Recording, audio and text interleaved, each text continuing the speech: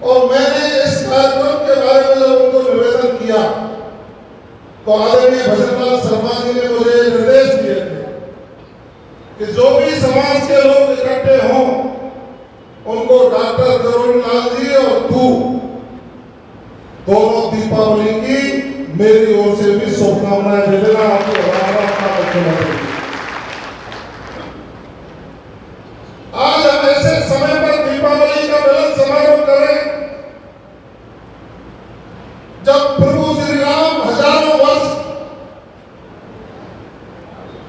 Tent में रहने के बाद माननीय नरेंद्र मोदी जी के संकल्प के साथ भव्य राम मंदिर में विराजमान होकर आपको हमको सबको आशीर्वाद दे रहे हैं। आज हम दीपावली मिलन समारोह उस समय पर कर रहे हैं जहां सनातन का परचम, भारतीय संस्कृति और विरासत का संरक्षण और हमारे और आपके लिए गौरव का विषय जब भगवान देवनारायण जी का 1111वां जन्मोत्सव महाशेरी डूबरी में मनाया जा रहा तो आजादी के इतिहास में पहली बार किसी लोकतांत्रिक देश का मुखिया आपके हमारे सबके आराध्य भगवान श्री प्रभु देवनारायण जी के दर्शन करने मत्था टेकने के लिए महाशेरी डूबरी पर प्रधानमंत्री जी बना। इन सारी चीजों को ध्यान में रखकर हमें संकल्प लेना है कि देश जिस गति से आगे बढ़ रहा है और राजस्थान जिस गति से आगे बढ़ रहा है उस राजस्थान को और गतिमान बनाने के लिए हम और हमारा समाज भी कदम से कदम मिलाकर चले तो राजस्थान स्वर्णिम राजस्थान बन सके।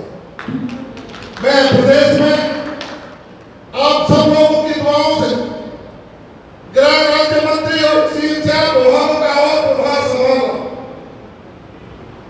उन विभाग के साथ साथ मुझे प्रदेश भर के लोगों से मिलने का सौभाग्य प्राप्त होता है, दौसा के लोगों से भी मिलने का सौभाग्य प्राप्त होता है।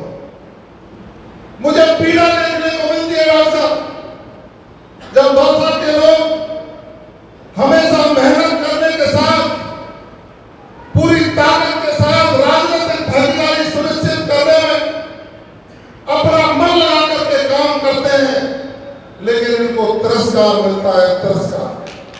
और वो तिरस्कार का कारण रहा कि धारा के विपरीत खड़े हुए और धारा के साथ भी खड़े हुए तो कोई गले लगाने वाला पैदा नहीं।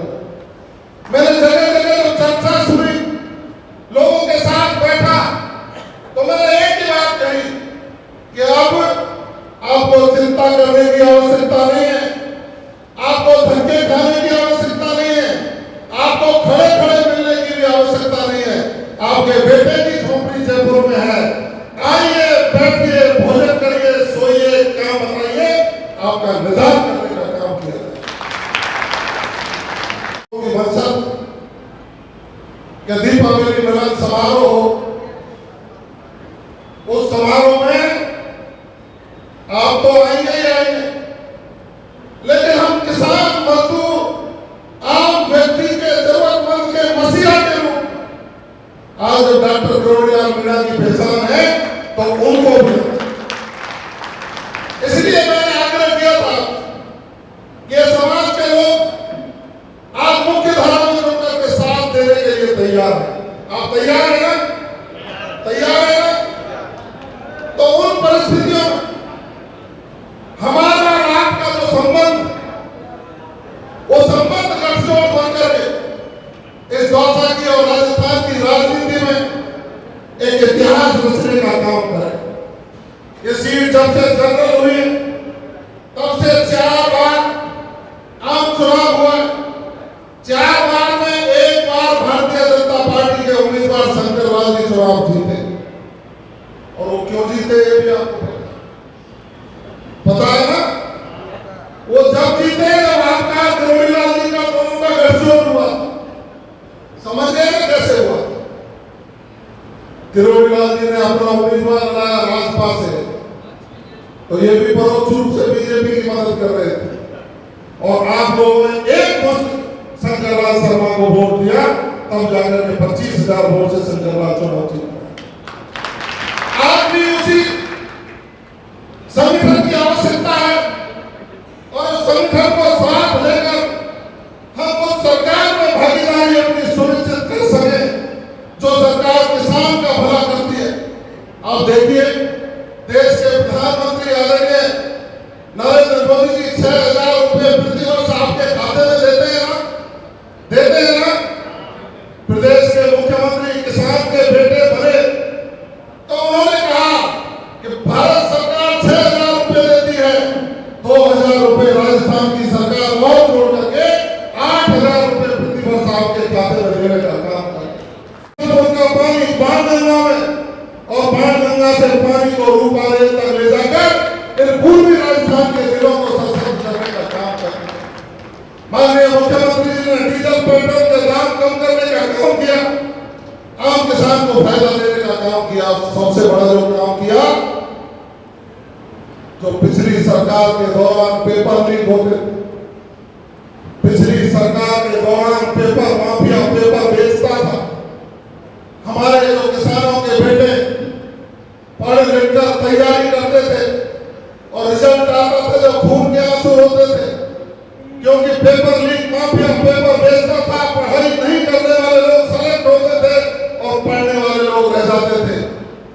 प्रदेश के मुख्यमंत्री जी ने SIT का गठन कर 150 से ज्यादा लोगों को सलाखों के पीछे पहुंचाकर इन युवाओं के सपनों को साकार करने का काम।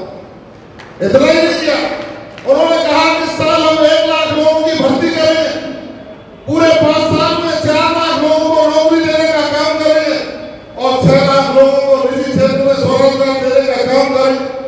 जब प्रदेश की सरकार हमारे और आपके भले की बात करती है, रिसर्च राजस्थान जिस तरह का आयोजन विदेशी निवेश लाकर यहाँ की आर्थिक स्थिति को मजबूत करने का संकल्प, तो क्यों ना हम और आप सब लोग उस राष्ट्र की मुख्य धारा में प्रदेश को गतिमान बनाने के लिए एक साथ जुड़कर सरकार के निर्णय में भागीदार बनकर दौसा से भी अपना वकील और प्रतिनिधि चुनकर राजस्थान की विधानसभा में भेजे। ये मौका है। मैं कल भाषण सुन रहा था जगमोहन जी, आपके भाषण में उनके मन था, आप तो लड़ते हो, वो सोच रहे हैं शिक्षा का हब बनाने, वो सोच रहे हैं स्वरोजगार बनाने, वो सोच रहे हैं भाईचारा स्थापित करके दौसा आगे कैसे बढ़े। तो 2 तरह के लोग मिल जाएंगे, एक या लोगों के विचार शुद्ध करके उनको पढ़ाने का काम करेगा, और जब अधिकारों पर कहीं प्रहार होगा तो लड़ाई लड़ने के लिए डॉक्टर जोड़ीलाल मिल जाए। तो एक के संग एक फ्री, क्यों मैं गलत कह रहा हूं क्या? एक के संग एक फ्री। और मेरा नाम जवाहर सिंह बेड़ा है। कल मैं डिनारिया गया तो वहां हल्ला मच रहा था, साहब को मैडम आ रही है, मैडम आ रही है, मैडम आ रही है। अब मैं जैसे ही उतरा तो वहां औरतें खड़ी थी कि मैडम को नहीं है, तो कोई हालत नहीं है। मेरी इज्जत जब बची जब पिछली गाड़ी में से नीलम। तो आप लोग निस्संग और निस्संग होकर के अब की बार ऐतिहासिक निर्णय दोबारा और दोबारा लेकर भारतीय जनता पार्टी के पक्ष में कह दूं क्या मतदान की? कह दूं क्या? अच्छा, मेरी पार्टी को जोड़ीलाल के सिर पर रख दूं?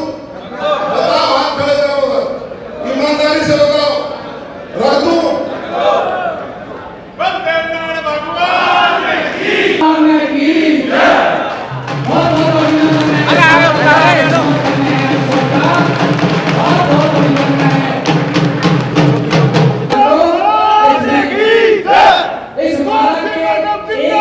जिंदाबाद